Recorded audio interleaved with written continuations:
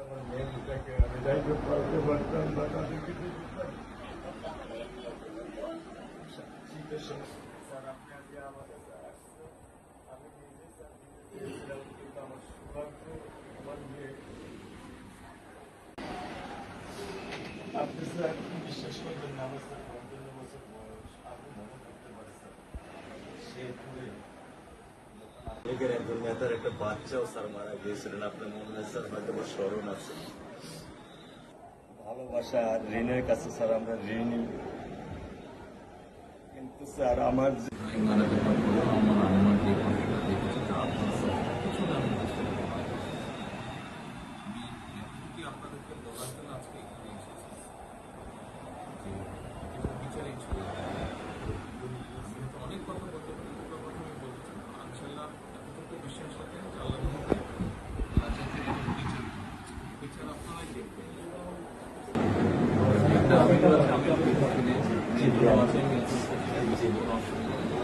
আর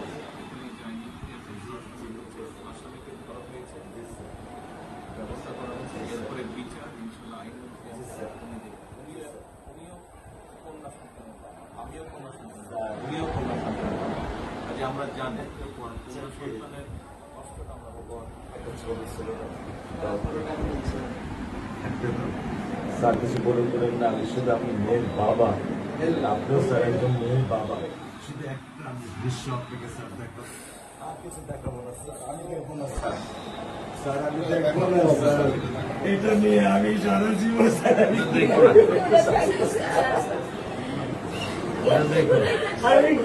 যাবেন সারা জীবনে দৃশ্য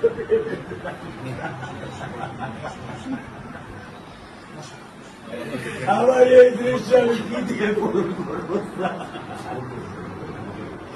আমার মেয়ে শুক্রবারে নামাজ মসজিদে নামাজ পড়ে, আমি 3 ঘন্টা নামাজ বাসায় পড়ি স্যার, কারণ ও আমার সাথে নামাজ পড়তে পছন্দ করে। 2 ওয়াক্ত নামাজ আমি ওকে নিয়ে স্যার আমার বাসায় পড়ি স্যার। আল্লাহ আমি জানি না আল্লাহ তো আমার কোন পরীক্ষা ফেলেছে, এই দুঃখ এই কষ্ট মৃত্যু ছাড়া আমার আর কোনো শেষ নেই স্যার, আর কোনো শেষ নেই। আপনার দায়িত্ব মানে প্রধানমন্ত্রী নেবে, আপনাদেরকে তো শক্ত হতে হবে না, আপনার তো বড় মেয়েটা রয়ে গেছে, এখন তো ওর জন্য আপনাদেরকে শক্ত থাকতে হবে। স্যার সত্য কথা, আমি যখন ওকে ভ্যানে পাঠাই আমি খুব বল পাই, আমি কালকেও বলে দিছি যে আমি আর ভ্যানে দিব না, তুমি প্রতিদিন ওকে রিস্কায় নিয়ে যাবা, রিস্কায় করে নিয়ে আসবা। আমি ক্লান্ত স্যার, 10 বছর বয়স থেকে স্যার অবহেলা পেতে পেতে পেতে পেতে স্যার আমি আর নিতে পারতেছি না স্যার। আল্লাহ আমার ভাগ্যে দিচ্ছে, আমি কি করবো কি করবো?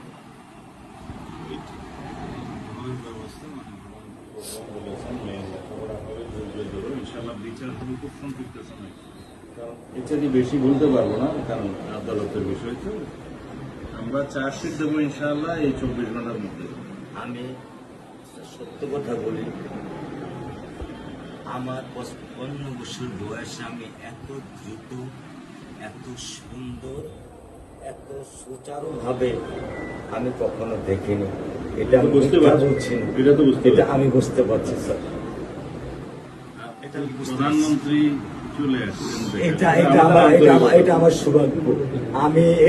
আমি সত্যিকার ভাবে স্যার আমি বলি, আমি এটা স্যার প্রত্যাশা করিনি যে আপনার মতো মানুষ আমার এই 10,000 টাকার একটা ফ্ল্যাটে স্যার আপনি পা রাখবেন, কিন্তু এই বিশ্বাস ছিল যে আপনি আর 10 জন না।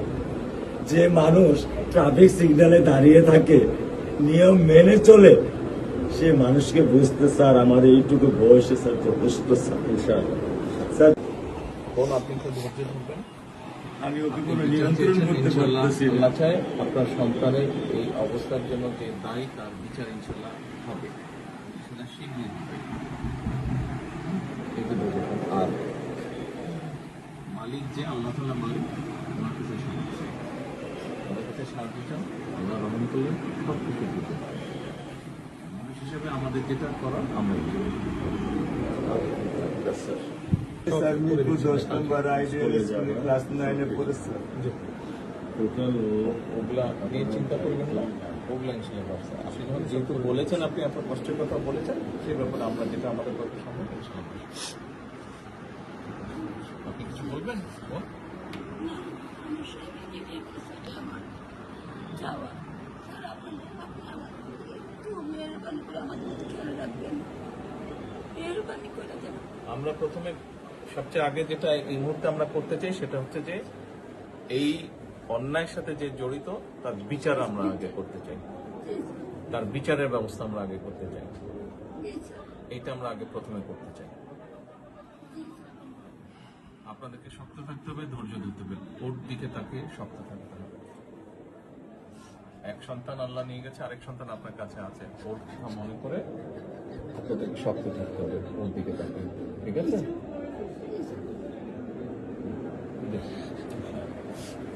চলে আসবে, হ্যাঁ ভাই, চলে আসবে, আজকে চলবো।